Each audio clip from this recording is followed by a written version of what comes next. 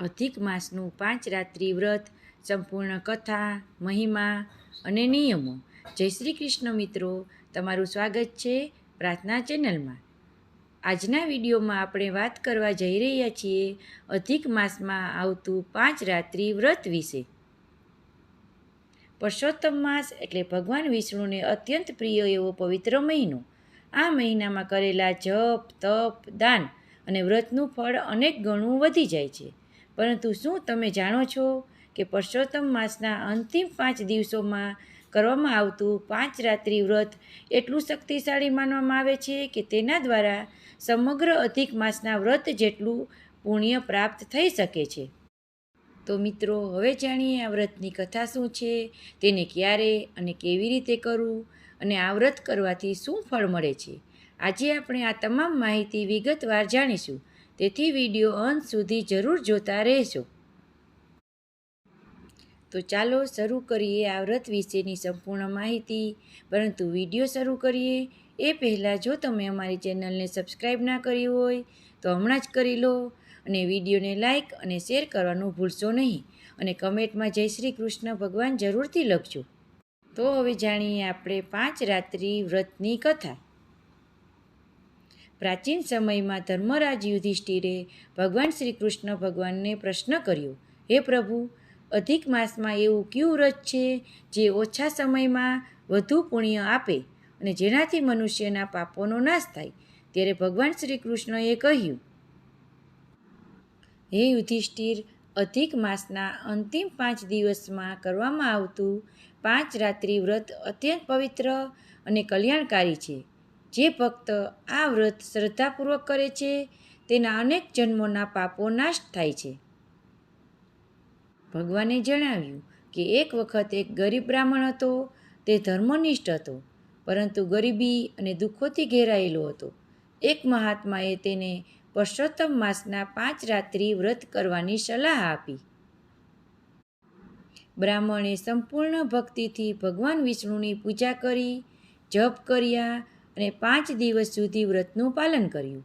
ભગવાને તેની ભક્તિથી પ્રસન્ન થયા અને તેના જીવનની તમામ મુશ્કેલીઓ દૂર કરી. તેને સુખ, સમૃદ્ધિ અને અંતે ભગવાનના ધામની પ્રાપ્તિ થઈ. ભગવાન શ્રી કૃષ્ણ કહે છે, જેમ તે બ્રાહ્મણ પર કૃપા થઈ તેમ આ વ્રત કરનાર દરેક ભક્ત પર ભગવાનની કૃપા વરસે છે. 5 રાત્રિ વ્રત ક્યારે કરવું, હવે આપણે તે જાણીએ. પુરુષોત્તમ માસના છેલ્લા 5 દિવસ આ વ્રત કરવામાં આવે છે. આ 5 દિવસ દરમિયાન ભગવાન વિષ્ણુ અને માતા લક્ષ્મીજીની વિશેષ ઉપાસના કરવામાં આવે છે. હવે આપણે આ વ્રત કરવાની વિધિ જાણશું. દરરોજ સવારે વહેલા ઉઠવું, સ્નાન કરીને સ્વચ્છ વસ્ત્ર ધારણ કરવા, ભગવાન વિષ્ણુ અને માતા લક્ષ્મીની પૂજા કરવી, તુલસી દળ અર્પણ કરવા, દીવો પ્રગટાવવો, ઓમ નમઃ ભગવતે વાસુદેવાય મંત્રનો જાપ કરવો, વિષ્ણુ સહસ્ત્રનામ, ભગવદ્ ગીતા અથવા પુરુષોત્તમ મહાત્મ્યનું પાઠ કરવું, શક્તિ પ્રમાણે ઉપવાસ અથવા એકટાણા કરવા, ગરીબોને દાન આપવું. આ 5 રાત્રિ વ્રતનું શું મહત્વ છે, હવે આપણે તે જાણીશું. આ વ્રત કરવાથી ભગવાન વિષ્ણુ ખૂબ જ પ્રસન્ન થાય છે. ઘરમાં સુખ, શાંતિ અને સમૃદ્ધિ આવે છે. આર્થિક મુશ્કેલીઓ દૂર થાય છે અને પિતૃઓ પ્રસન્ન થાય છે. પરિવારમાં કલહ અને નકારાત્મકતા દૂર થાય છે. જીવનમાં સફળતાના નવા માર્ગ ખુલવા લાગે છે અને સૌથી મહત્ત્વની વાત, ભગવાનની કૃપાથી આત્મિક શાંતિ અને મોક્ષની પ્રાપ્તિ થાય છે. આ દિવસનો ખાસ ઉપાય આપણે આ વ્રતનો જાણશું. 5 દિવસ સુધી દર સાંજે ભગવાન વિષ્ણુ સમક્ષ ઘીનો દીવો પ્રગટાવવો, 11 વાર ઓમ નમઃ ભગવતે વાસુદેવાય મંત્રનો જાપ કરવો, તુલસીજીને જળ અર્પણ કરવું, શક્ય હોય તો ગરીબ વ્યક્તિને અન્નદાન કરવો. માન્યતા છે કે આ ઉપાય કરવાથી ભગવાન વિષ્ણુ અને માતા લક્ષ્મીની વિશેષ કૃપા આપણને પ્રાપ્ત થાય છે. મિત્રો, પુરુષોત્તમ માસમાં આવતું આ 5 રાત્રિ વ્રત ખૂબ જ દુર્લભ અને પુણ્યદાયક માનવામાં આવે છે.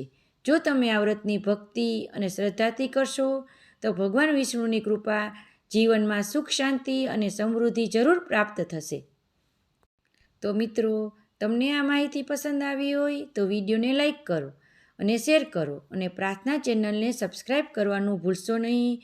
અને કમેન્ટમાં જય શ્રી કૃષ્ણ, જય પુરુષોત્તમ ભગવાન જરૂરથી લખજો. જય માતાજી.